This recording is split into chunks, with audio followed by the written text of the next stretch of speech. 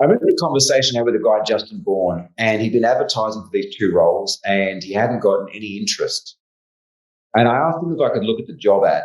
And I looked at the job ad, and what I realized was two things through the conversation. The first thing is the job ad was written from him, about him, speaking to him.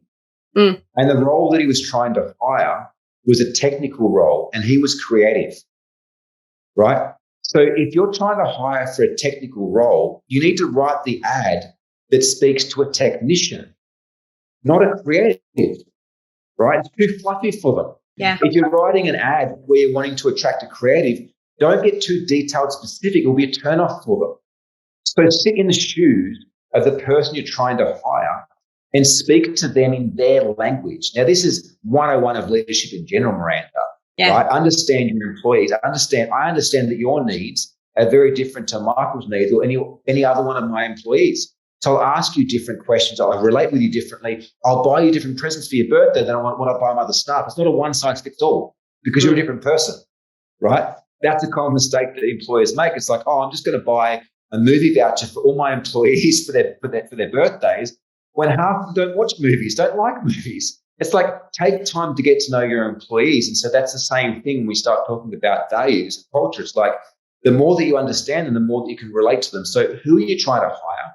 And speak to them in that way. The other part that I noticed with Justin, which is a much bigger topic for another day, but one that I love so much, is I noticed that he believed that no one existed for the role he was trying to hire for. Yeah. And that belief was unconsciously coming through in the words he was writing. He was almost sabotaging his own ad, right?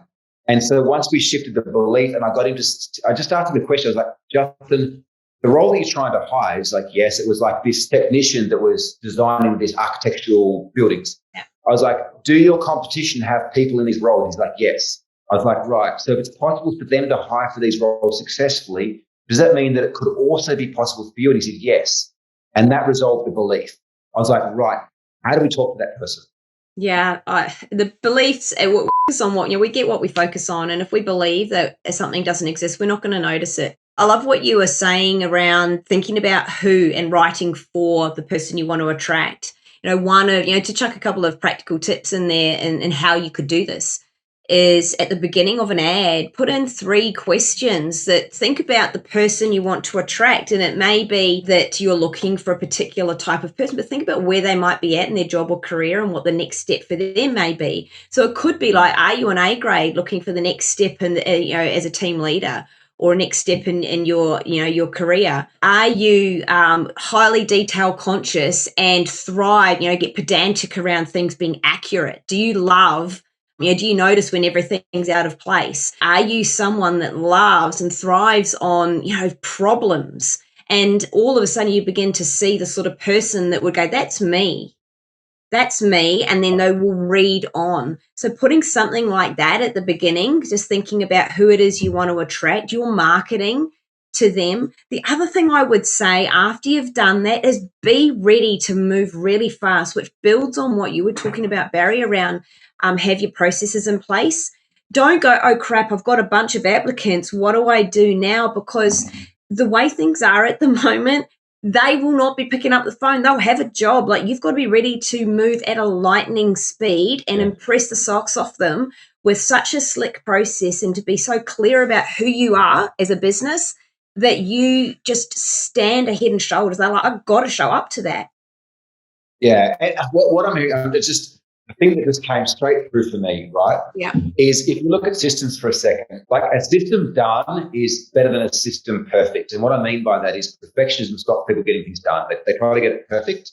Yeah. And by the time they get it done, it's too late, right? The beauty about a system is you can write a basic system, you can implement it, notice where the gaps are or where the failures are or where the feedback is, and just reiterate it. So what came through for me just then is it's like, rather than being reactive and it's like, oh, I need an employee. So straight away, what do? Like, you go and write the job ad, you post it on Seek, right? And then all of a sudden, like, I've got all these people coming through. What do I do next? Like, rather than doing that, take an hour or 2 hours and sit down and just design your interview process. It's like, okay, cool. I need to write a job ad. Then I need to have a way to vet them. Is it me? Is it someone else in my organization? My partner, she can help at home vet them. how am I vetting them? And a very, very easy way to vet them, I do this all the time, is I write something at the very bottom of the job ad, right? Especially for detailed, at the bottom of the job ad, I'm right, include the word game changer in the headline of your resume. And so very simply, if the resume doesn't have game changer as the headline, they automatically get screened out, because if they don't spend the time to read the whole ad, I'm not going to spend the time interviewing them. Right. Yeah. So that's a very, very easy way to immediately vet people off the bat. But spend the time to write, like, what are the steps? Like, okay, I need to vet the first people before. I don't want to interview 100 people. I want to interview like 10 or 20 best. Vet them, interview 10 to 15, send them some follow-up questions, and then you interview the final 3.